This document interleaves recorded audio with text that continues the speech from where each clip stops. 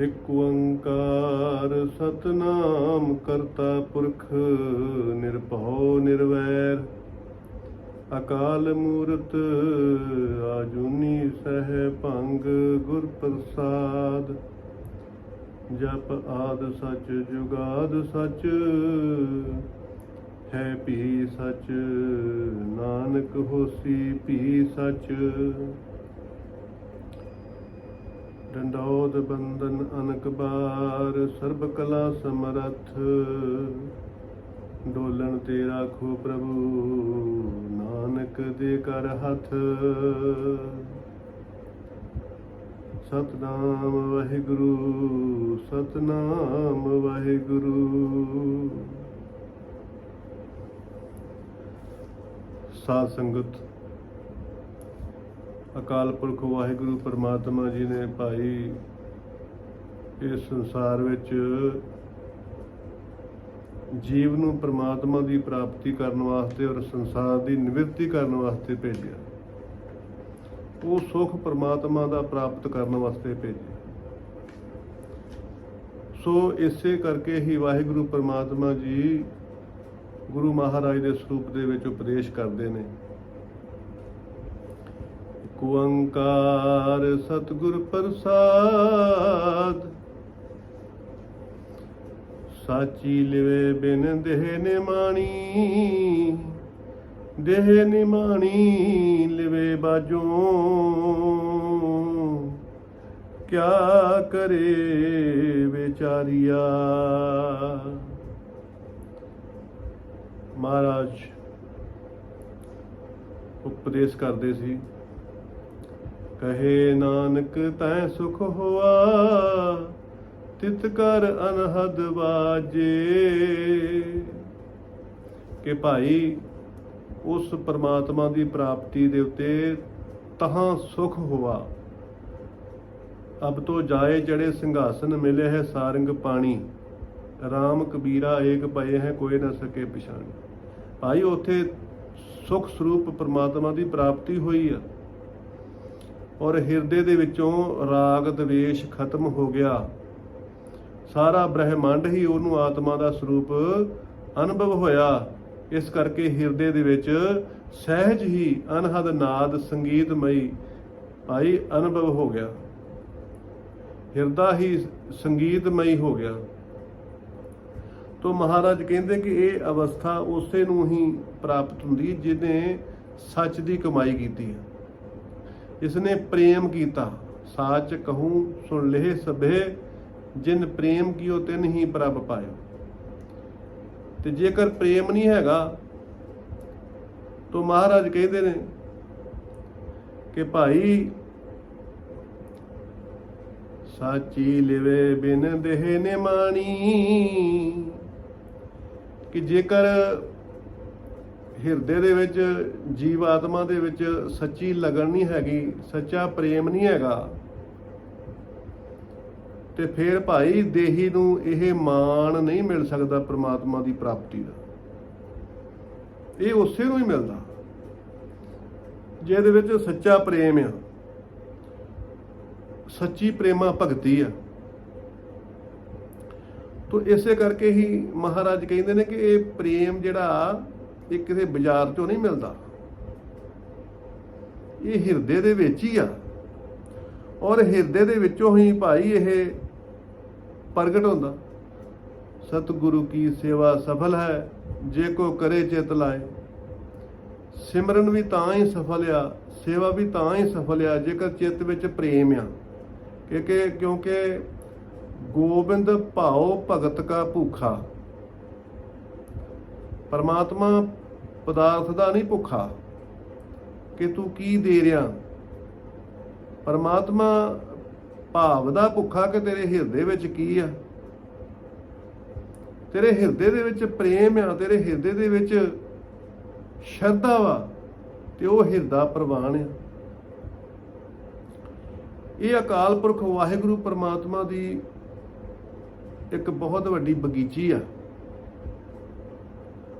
ਔਰ ਇਸ ਬਗੀਚੀ ਦੇ ਵਿੱਚ ਭਾਈ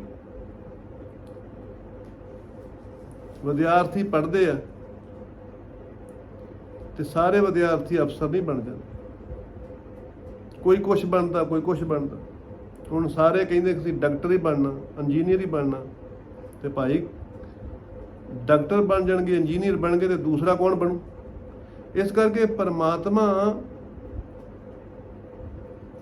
ਸਭ ਨੂੰ ਮਤੀ ਦੇ ਕੇ ਭੇਜਿਆ, ਤੇ ਉਹ ਬੱਚਾ ਅਫਸਰ ਬਣ ਗਿਆ ਜਿਹਨੇ ਲਗਨ ਦੇ ਨਾਲ ਪੜ੍ਹਾਈ ਕੀਤੀ ਹੈ। ਉਹੋ ਹੀ ਬੱਚਾ ਡਾਕਟਰ ਬਣ ਗਿਆ ਜਿਹਨੇ ਲਗਨ ਦੇ ਨਾਲ ਪੜ੍ਹਾਈ ਕੀਤੀ। ਇਸ ਕਰਕੇ ਕਰਮ ਕਰਨ ਦੇ ਵਿੱਚ ਤੂੰ ਸੁਤੰਤਰ ਆ। ਤੋ ਮਹਾਰਾਜ ਵਾਹਿਗੁਰੂ ਪਰਮੇਸ਼ਰ ਪਰਮਾਤਮਾ ਜੀ ਉਪਦੇਸ਼ ਕਰਦੇ ਨੇ ਕਿ ਭਾਈ ਛਲ ਕਪਟ ਨਹੀਂ ਤੇਰੇ ਹਿਰਦੇ ਵਿੱਚ ਹੋਣਾ ਚਾਹੀਦਾ। ਪਹਿਲੇ ਸਮਿਆਂ ਦੇ ਵਿੱਚ ਬਾਜ਼ਾਰ ਦੇ ਵਿੱਚ ਕੋਈ ਮਿੱਤਰ ਸੱਜਣ ਮਿਲ ਜਾਣਾ, ਤੇ ਉਹਨਾਂ ਨੇ ਬਾਜ਼ਾਰ ਦੇ ਵਿੱਚ ਹੋਟਲ ਦੇ ਵਿੱਚ ਬੈਠ ਕੇ ਤੇ ਚਾਹ ਪੀਣੀ, ਬੇਸਣ ਖਾਣਾ, ਮਿੱਤਰਤਾ ਵਧਣੀ। ਹੁਣ ਕੋਈ ਸੱਜਣ ਮਿੱਤਰ ਬਾਜ਼ਾਰ ਦੇ ਵਿੱਚ ਮਿਲ ਜਾਏ ਤੇ ਪਾਸਾ ਵੱਟ ਜਾਂਦੇ, ਕਿਉਂਕਿ ਇਹ ਸਾਰਾ ਸੰਸਾਰ ਮੇਲ ਜੋਲ ਦਾ, ਰਿਸ਼ਤੇਦਾਰੀਆਂ, ਜੋ ਵੀ ਮਿੱਤਰ ਨੇ, ਇਹ ਸਭ ਬੋਲਣ ਦੇ ਉੱਤੇ ਹੀ ਟਿਕੇ ਹੋਏ ਨੇ। ਜਦੀ ਬੋਲ ਚਾਲ ਆ ਤੇ ਸਾਂਝ ਆ, ਜਦੀ ਬੋਲ ਚਾਲ ਘਟ ਗਈ ਤੇ ਫਿਰ ਸਾਂਝ ਟੁੱਟ ਗਈ।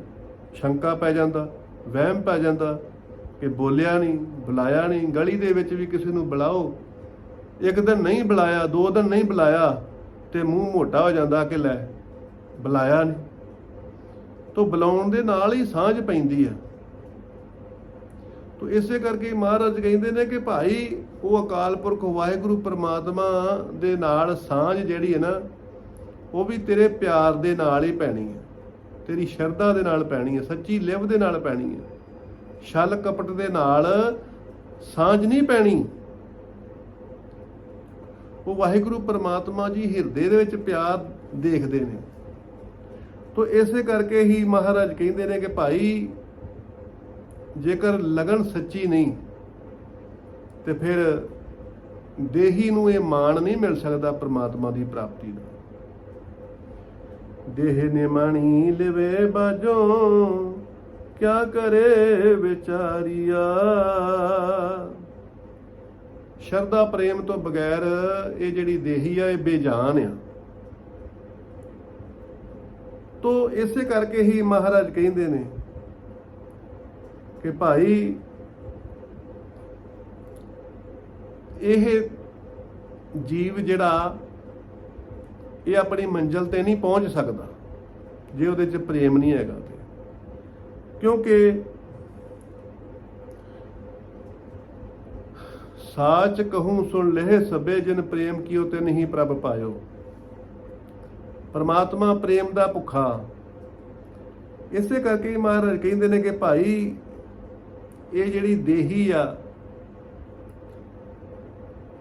ਇਹ ਪਰਮਾਤਮਾ ਦੇ ਬਰਾਗ ਤੋਂ ਬਗੈਰ, ਇੱਕ ਬਰਾਗ ਹੁੰਦਾ, ਇੱਕ ਤਰਤੀਬਰ ਬਰਾਗ ਹੁੰਦਾ। ਤੋ ਜਿਹੜਾ ਤਰਤੀਬਰ ਬਰਾਗ ਹੁੰਦਾ ਉਹ ਜਾਂਦਾ ਨਹੀਂ। ਜਿਹੜਾ ਬਰਾਗ ਹੁੰਦਾ ਉਹ ਕਦੀ ਤੇ ਨਾਮ ਮਿੱਠਾ ਲੱਗਣ ਲੱਗ ਜਾਂਦਾ, ਵਾਹਿਗੁਰੂ ਪ੍ਰਮਾਤਮਾ ਦਾ ਸੇਵਾ ਸਿਮਰਨ ਮਿੱਠਾ ਲੱਗਣ ਲੱਗ ਪੈਂਦਾ, ਕਦੀ ਮਨ ਹਟ ਜਾਂਦਾ, ਰੁੱਖਾ ਹੋ ਜਾਂਦਾ। ਉਸ ਨੂੰ ਕਹਿੰਦੇ ਨੇ ਬਰਾਗ। ਜਿਹੜਾ ਤਰਤੀਬਰ ਬਰਾਗ ਹੁੰਦਾ ਉਹ ਹਰ ਵੇਲੇ ਹੀ ਇੱਕ ਰਸ ਵਾਹਿਗੁਰੂ ਪਰਮਾਤਮਾ ਦੀ ਪ੍ਰਾਪਤੀ ਵਾਸਤੇ ਤਤਪਰ ਰਹਿੰਦਾ। ਤੋ ਇਸੇ ਕਰਕੇ ਮਹਾਰਾਜ ਕਹਿੰਦੇ ਨੇ ਕਿ ਭਾਈ ਅਰਦਾਸ ਕਰ, ਅੰਤਰਜਾਮੀ ਪੁਰਖ ਵਿਧਾਤੇ, ਸ਼ਰਧਾ ਮਨ ਕੀ ਪੂਰੇ। ਨਾਨਕ ਦਾਸ ਇਹ ਸੁਖ ਮੰਗੇ, ਮੋਕੋ ਕਰ ਸੰਤਨ ਕੀ ਤੂਰੇ। ਤੋ ਜੀਵ ਹਮੇਸ਼ਾ ਇਹੋ ਹੀ ਮੁਖ ਦੇ ਵਿੱਚੋਂ ਬਚਨ ਕਰਦਾ ਕਿ ਮੇਰਾ ਚਿੱਤ ਨਹੀਂ ਲੱਗਦਾ, ਮਨ ਨਾਮ ਨੂੰ ਚਿੱਤ ਨਹੀਂ ਲੱਗਦਾ, ਸੇਵਾ ਨੂੰ ਚਿੱਤ ਨਹੀਂ ਲੱਗਦਾ। ਤੋ ਇਸੇ ਕਰਕੇ ਮਹਾਰਾਜ ਕਹਿੰਦੇ ਨੇ ਕਿ ਭਾਈ ਇਹ ਜਿਹੜੇ ਪ੍ਰਮਾਤਮਾ ਦਾ ਪ੍ਰੇਮ ਆ ਉਹਦਾ ਆਵਾਹਨ ਕਰਨਾ ਪੈਣਾ, नहीं चित लगता तो बैठ के उठ, उस परमात्मा नूं ध्या, अरदास कर, बेनती कर, तां ही वो अकाल पुरख वाहिगुरू परमात्मा जी ये तेरे भाई जिहड़े बंधन दूर करेगा।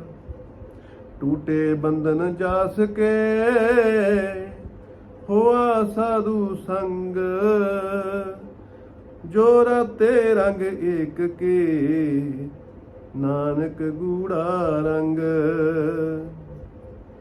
संसार दे नाल जिहड़ा ये मोह आ, शरीर दे नाल जिहड़ा ये मोह आ, महाराज कहंदे कि ये जिहड़ा भ्रम हुंदा, भै हुंदा, ये बंधन हुंदा। ये बंधन ही दुख दिंदा। ते जदों वाहिगुरू परमेश्वर परमात्मा जी की दया होगी तो फिर साधु संग मिलूगा। जदों अरदास करेगा तो परमात्मा संगत मिलाऊगा। जदों संगत मिलेगी तो ज्ञान मिलेगा। मेरे माधो जी सत संगत मिले सो तरिया। तो संगत मिलूगी तो ज्ञान मिलूगा, ज्ञान मिलूगा तो बंधन टुटणगे। तो इसे करके भाई एक वाहिगुरू परमात्मा जी दे नाल रंग लग जाऊगा और लगूगा भी गूढ़ा। तो इसे करके ही वाहिगुरू परमेश्वर परमात्मा जी कहते हैं कि जेकर भुख ना होवे तो रोटी चंगी नहीं लगती। साचे नाम की लागे भूख, उत भूखी खाई चले है दुख। जे भुख लगी होवे तो प्रसादा चंगा लगता। इसे तरह अंदरों जे परमात्मा दे विछोड़े दा प्रेम जागया होवे ते नाम चंगा लगता, सेवा चंगी लगती है। तो महाराज कहते हैं कि भाई तेनू एक कदम पुटना पैना, किते पुट के देख। चरण शरण गुरु एक पैंडा जाए चल, सतगुरु कोट पैंडा आगे होई लेत है। ये परमात्मा दा बिरद आ कि जे एक कदम पुटेगा ते अगे सारे ही रस्ते साफ हो जाएंगे। एक अमृत वेले उठ के इशनान पानी करके नाम जपेगा तो दूसरे दिन भाई अपने आप चित लगूगा। इसे करके ही महाराज कहते हैं कि भाई पादों परम भुलाणियां, दूजे लगा हेत, लख शिंगार बनाया, कारज नाई केत।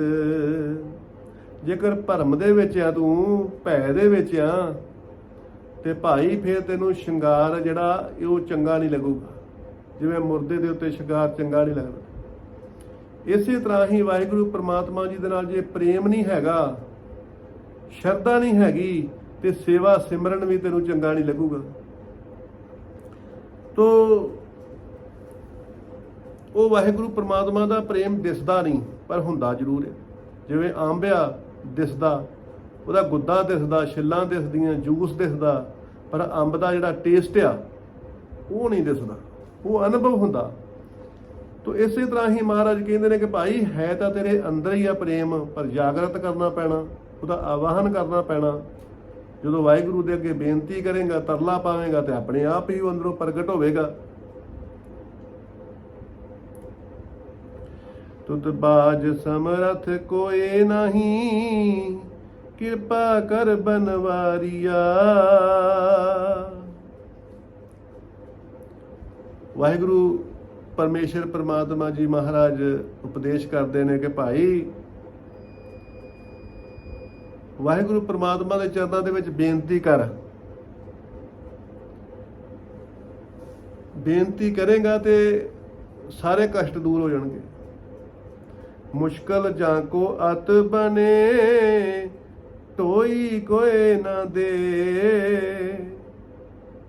लागो होए सब दुश्मना, साक भी भज खड़े। सबे भजे आसरा, चुके सब असराओ। चित आवे उस पार ब्रह्म, लगे न तती वाओ। किन्नी भी भीड़ पै जावे, किन्ना भी मन उचाट हो जावे, किन्ना भी अंदर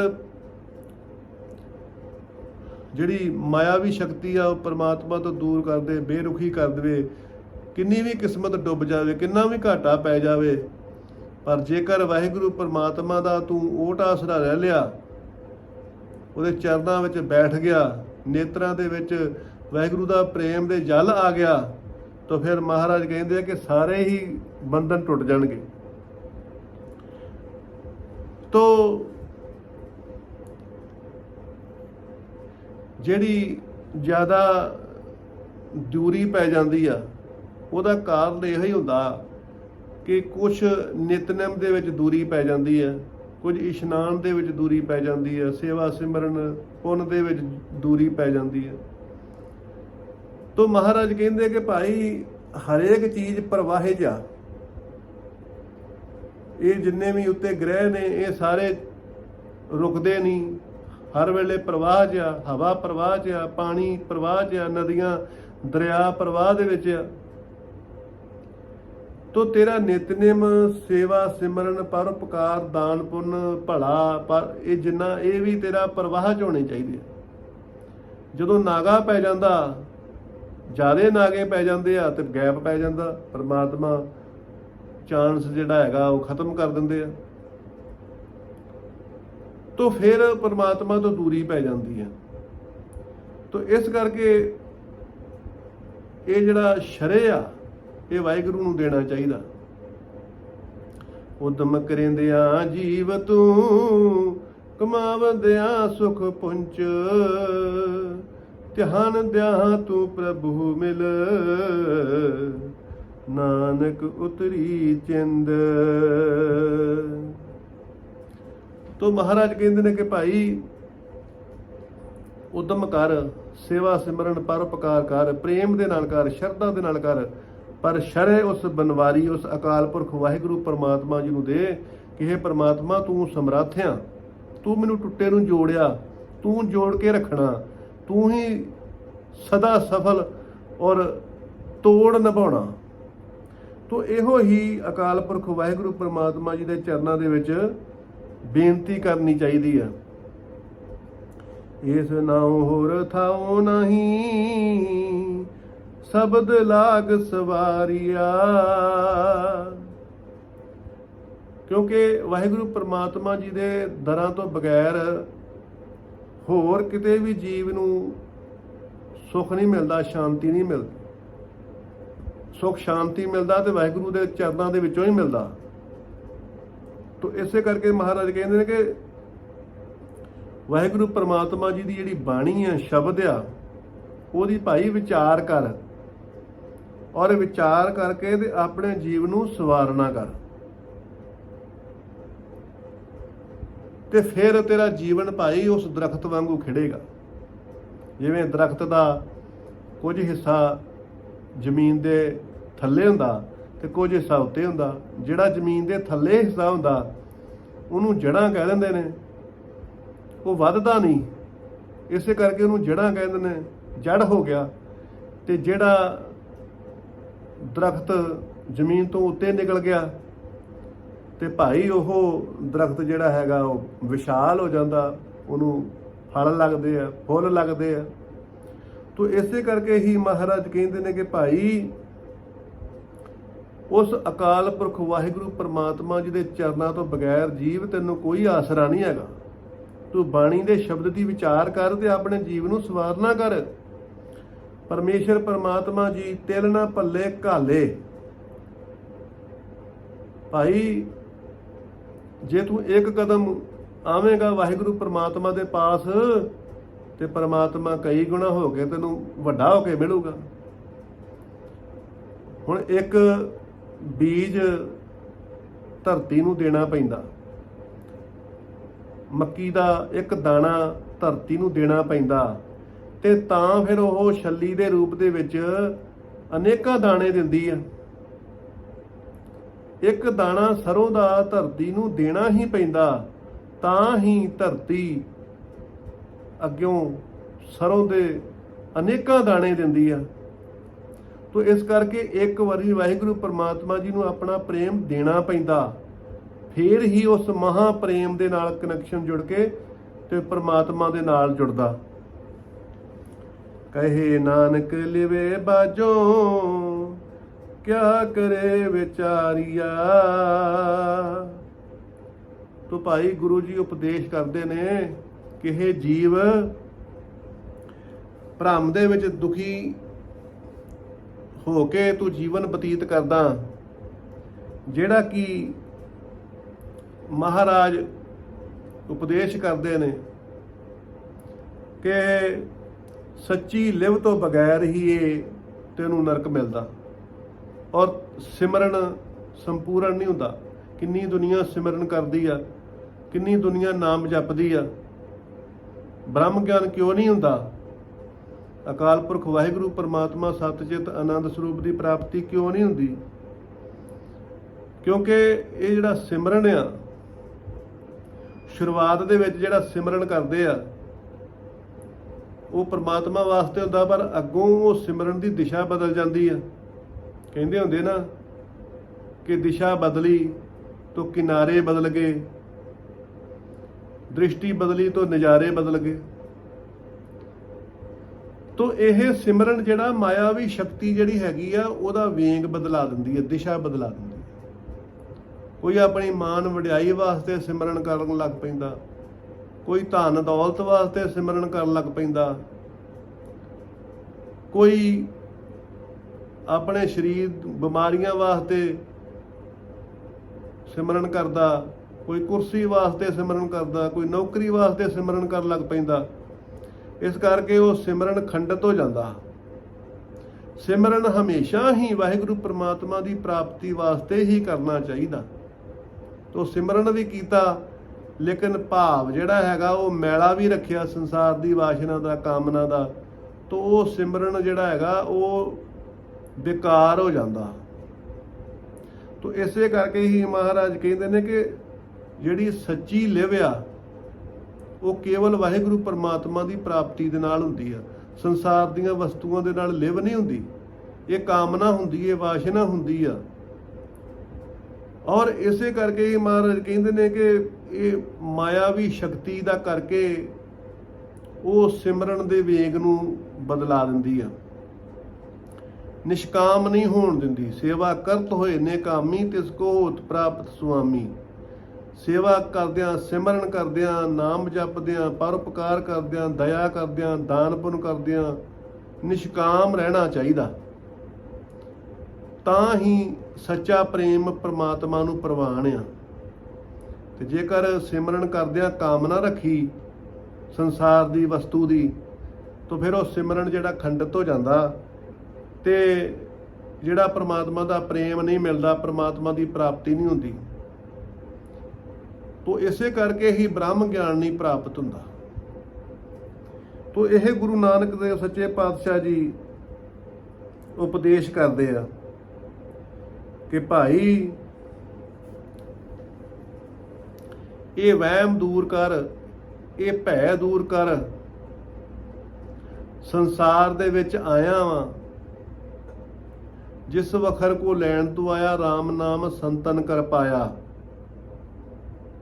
जिस वस्तु नूं प्राप्त करने वास्ते आया वां, वो वस्तु नूं ही भाव रख कि परमात्मा की प्राप्ति करने वास्ते आया। बहुत जन्म बिछड़े थे माधो, ये जन्म तुम्हारे लेखे, कह रविदास आस लग जीवा, चिर पयो दर्शन देके। बहुत लंबी उम्र हो गई आ विछड़िया नूं, पर हाले तक नहीं परमात्मा मिलिया। ते परमात्मा दा सिमरन करदियां भाई उहदी भावना रख, प्रेम रख, श्रद्धा रख, ते तां ही परमात्मा की प्राप्ति होवेगी। संसार दे विच सफलता मिलेगी, मनुखा दे सफल होवेगा, ते लोक सुखीए परलोक सुहेले। नानक हर प्रभ आपे मेले, नानक नाम चढ़दी कला, तेरे भाणे सरबत दा भला। सतनाम वाहिगुरु, सतनाम वाहिगुरु।